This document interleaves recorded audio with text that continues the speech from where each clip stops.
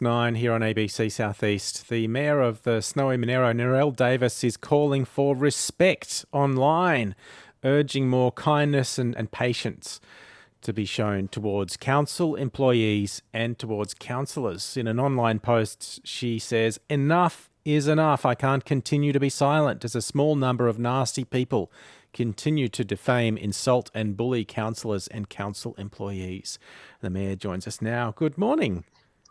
Good morning, Simon. How are you today? Really well. Thanks for joining us. And sorry to hear that this has been happening. Obviously, I want to avoid getting in the middle of it, so we won't identify anyone. But look, how bad has it become? Look, it's to the point where I actually have community members come up to me and ask whether I'm okay.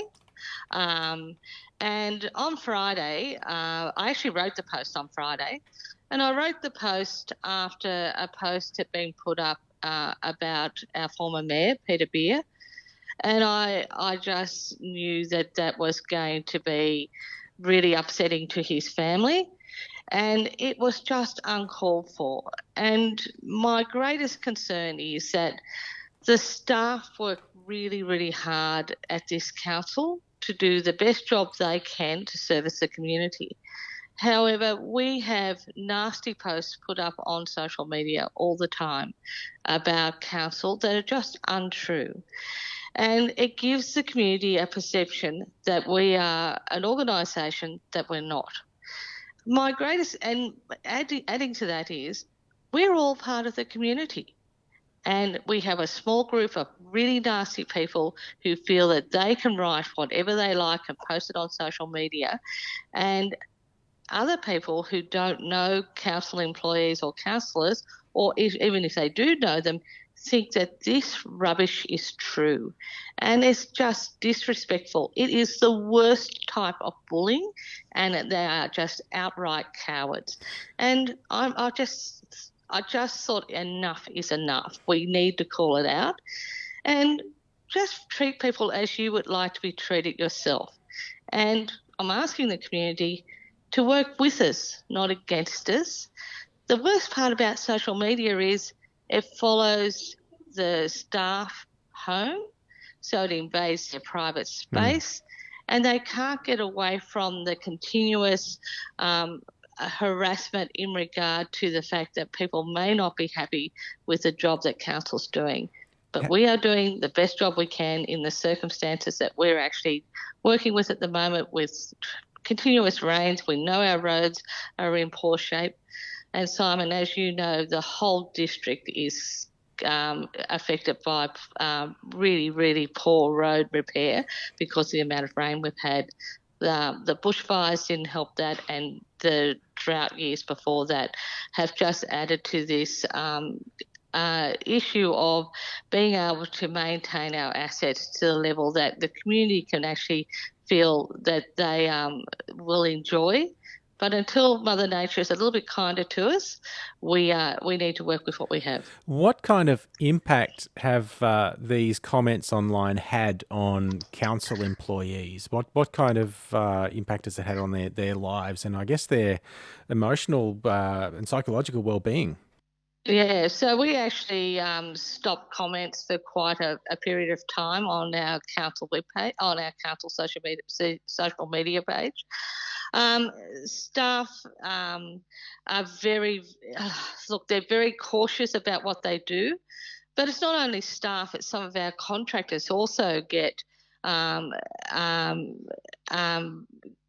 bullied in regard to this indirectly, because they're trying to do the best job they can as a contractor to council.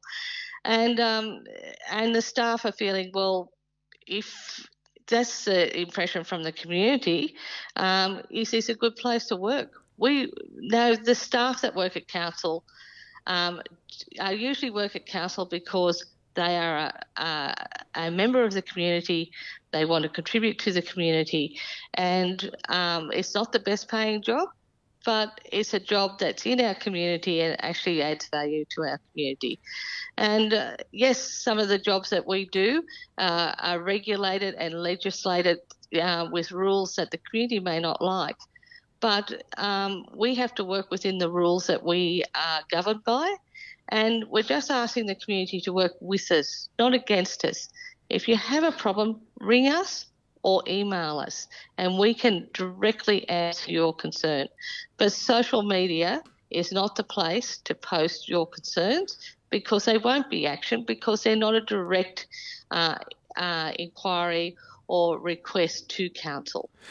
Just to be clear, in case anyone's thinking, that you've got thin skin or you're anti, I guess, local government scrutiny by ratepayers online, what is your view of the community's right to use Facebook or make public comments about the performance of council? Do you welcome, some scrutiny of this, even if sometimes it is critical and uncomfortable? Oh, look, the community has a right to scrutinise council and our performance. However, do it in a respectful way. Do it in a way that's solutionary, not just announcing the problems and not actually coming up with any really good solutions and how to address it. And when I'm saying solutions, positive solutions. Come and talk to us. I'm happy to talk to any group. But when social media is used in the way it's currently being used by a small number of nasty people, then it's not helpful, and it makes everybody feel that what we do is not appreciated, and I'm talking widely for our council team, and that we need to be even more careful about what we say, what we do, how we present ourselves, because we are continually critiqued by a small number of people who just have no respect for anybody. And one would have to ask, what are you contributing to this community? And of course, some of the public criticism might go to extreme lengths in some ways, saying, councillors or council workers have failed or are incompetent or something like that. But where do you draw the line, without going into too much detail about posts that have happened? Where does it cross the line into bullying?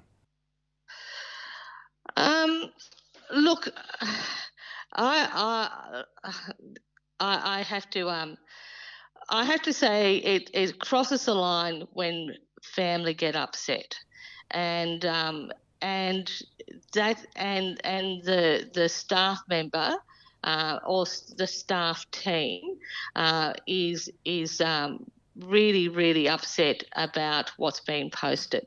So the recent posts that have been up are to the point where they have untrue information in them, and they are put up as just to a point of nearly defaming people, and it's just not on.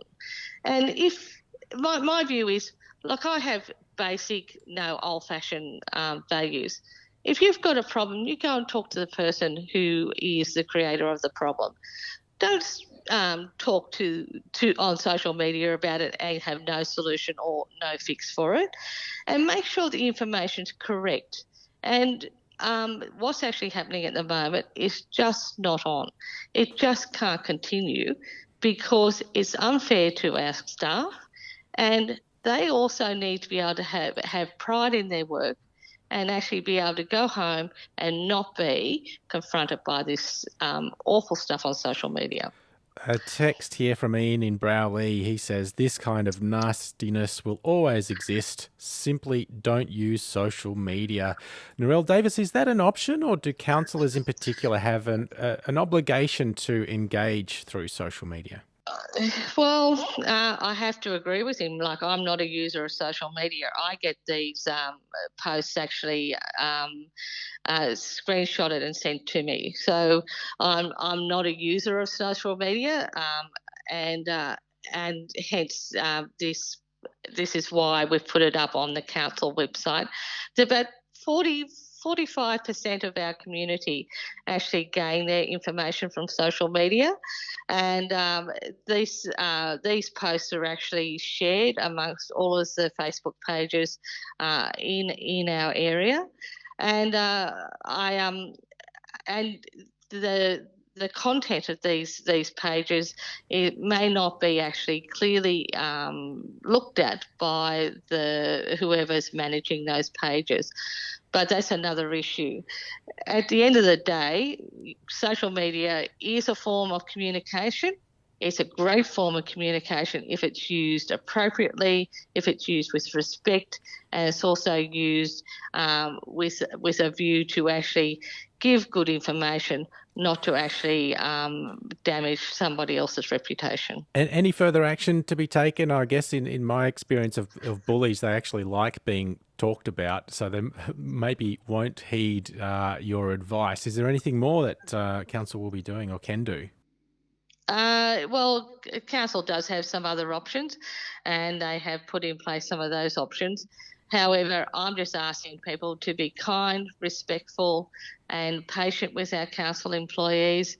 Councillors are doing a really big job and working really hard behind the scenes to address many of our problems. Mother Nature has not been kind to us, and we're working with the challenges that we have with the continuous wet weather and the poor state of our roads, and also the amount of grass that's actually growing, which is just wonderful, but our mowing schedule can't keep up with that.